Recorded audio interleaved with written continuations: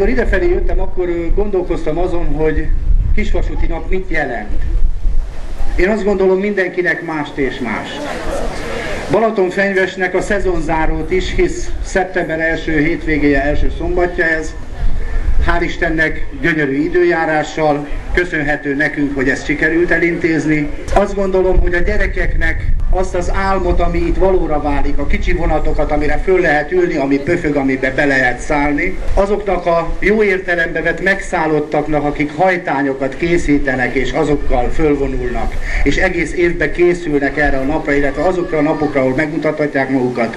Köszönet nekik és nagy tisztelet, hogy vannak ilyen emberek, ők mozgatják az egészet.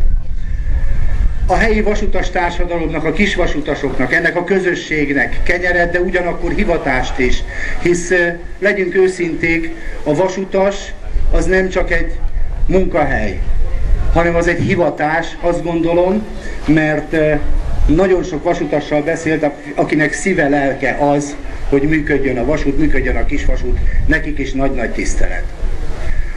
Előttem Balogh Imre köszöntette országgyűlési képviselőnket, Morgi József Attilát, és nagyon nagyra tartom azt, hogy ismételten itt van velünk, és azért ismételtem, mert múlt héten is itt volt, már tréfásan, amikor találkoztunk, mondtam, hogy ha állandót nem is, de egy ideiglenes lakóhelyet mindenféleképpen felajánlok neki Balatonfenyvesen. Gondolom szívesen is veszi, bár Somogyvár csodálatos település, aminek polgármestere. Nagyon fontos azért a jelenlétem, mert lássuk azt, hogy a politikának is, és itt látom a hallgatóság, illetve a közönség között Kolman Gergelyt, aki a LEADER közösségnek a vezetője, köszöntöm tisztelettel. Az is fontos, hogy ő is itt van, mert látszik az, hogy a politika sem vonul ki teljesen ebből a dologból, bár azt gondolom, hogy nagyon sok teendő lenne annak a terén, hogy a balatonfenyves kisvasút megmaradjon, nem csak nekünk balatonfenyvesieknek, a Balaton egészének, a Balaton turisztikájának, és azt gondolom mindnyájunk lelkének nagyon fontos az az ipartörténeti csoda, ami ide elődeink létesítettek. Megtartani mindig könnyebb, mint egy újat felépíteni. Azt gondolom, ha mindnyájan, mert ez egy többszereplős dolog, teszünk azért, hogy ez a kisvasút megmaradjon, akkor meg is fog maradni.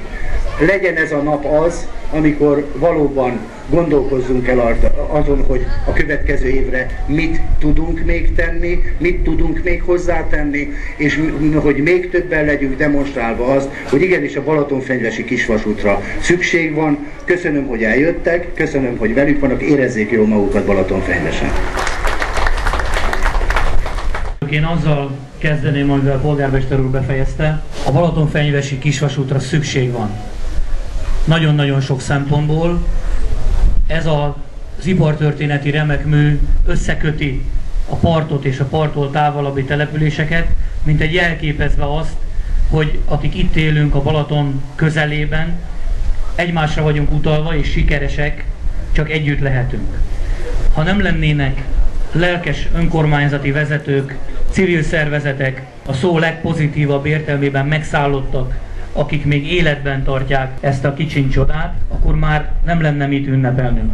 Én azt gondolom, hogy mindenképpen fel kell hívni a figyelmét a politikának, a döntéshozóknak is arra, amire szintén utalt a polgármester úr, vagyis valamit, ami meglévő, megtartani, az sokkal egyszerűbb, és nem utolsó sorban olcsóbb, mint egy újat létrehozni. Én most szeretném felsorolni, egyúttal megköszönni azokat az elmúlt időszakban hozott központi döntéseket, amelyek nyomán a biztonság, pénz, fejlesztési lehetőségek érkeztek a balatonfenyvesi kisvasúthoz. Ezek voltak azok.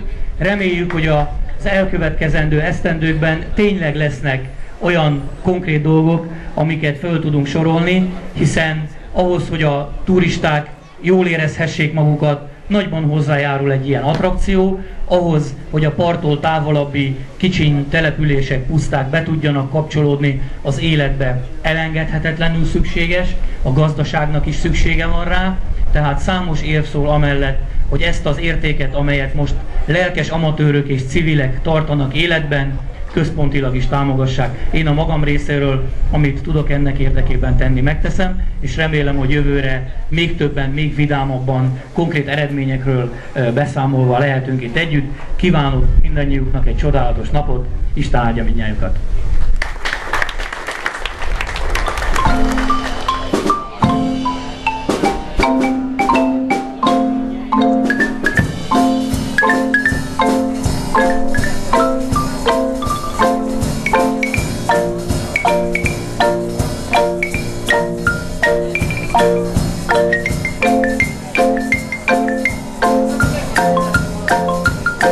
Ez a Balatonfenyvesi Nagyberki Gazdasági Vasútnak a kisvasúti napja, amelyik minden évben a szeptember első szombatján kerül megrendezésre, egybekötve egy nemzetközi hajtánytalálkozóval, amiben motoros kishajtányok és kézi hajtányok is szerepelnek. Mióta rendezitek meg ezt a napot? Mióta fontos, hogy ünnepeljen a gazdasági vasút itt Fenyvesen? 2000-ben lett az első hajtánytalálkozó megrendezve, és ez azért fontos, hogy a kisvasútnak a megmentése az szerepet kapjon ebbe is, hogy azért nagyon sok embert érdekelnek ezek a hajtányok, a kisvasutak. Arról szól itt egy kicsit a mai nap, hogy felhívják a gazdasági vasutakra, a nehéz helyzetükre a figyelmet? Igen, és fogalmazhatunk, hogy nem a gazdasági vasút, a keskenyomközű vasutak, és egyben az összes szárnyvonalnak a szükségességére a figyelmet, és egy ünnep is ez Balatonfenyvesnek, ünnep a kisvasút számára is, és az embereknek is.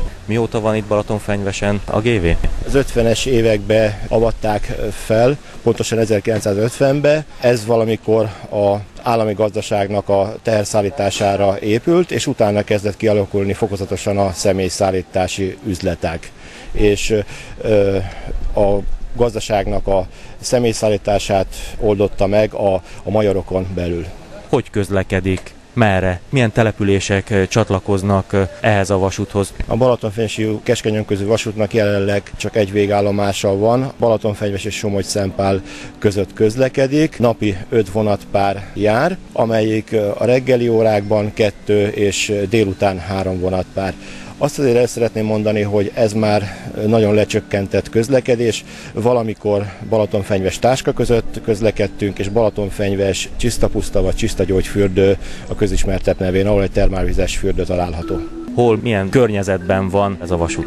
A Balaton partjáról indul, és egy ilyen tájvédelmi körzeten a Nagybereg területén halad keresztül, ami gazdag állat- és növényvilágba. Nagyon kellemes utat nyújt a gyerekeknek is, nagyon sok állat, szarvas, ősz, róka, fácán található, és az mellett még a védett növényzet is nagyon sok számban található. Miért jöjjenek az emberek és utazzanak, használják ki ezt a lehetőséget? Miért jó a kisvasúton közlekedni itt a Nagyberegben? Először is egy felejthetetlen élményt nyújt a közlekedés, másodszorban pedig azért, hogy emlékezzünk arra is, hogy ezek a vasutak valamikor nagy számban működtek az országba, és jelenleg nagyon kevés működik, talán egy 6-8 darab, amelyik még működőképes.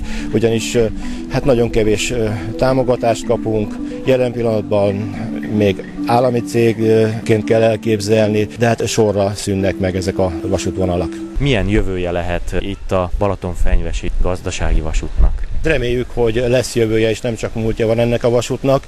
A nyári forgalomban jelentős utaslétszám van. Azon kívül ugye hát a települések közti közlekedést is ez oldja meg. A gyerekek iskolába járnak, a felnőttek dolgozni, munkahelyre, és hát ez egy nagyon, nagyon jó dolog, és reméljük, hogy még sokáig tudunk akár a turisztikába közlekedni, és a hivatásforgalomba is.